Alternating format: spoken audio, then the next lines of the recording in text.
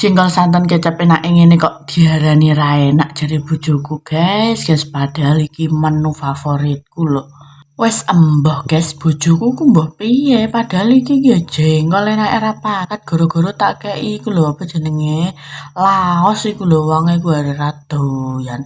Padahal yo enak bumbune lekoh mantul nesan. Lah ceritane iku nek kene aku tuku jengkol iki telung bungkus guys. Ceritane ape tak santeni terus tak kei kecap ngono lho ben lekoh bumbune. Lah nek kene iki jengkol iku tak gepreki guys. Bedone ambe bojoku senengane ku jengkol utohan mek ora ku dirisi cilik-cilik.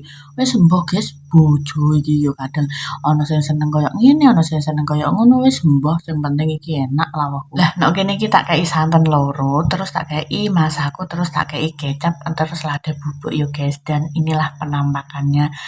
Ngiler apa lah guys.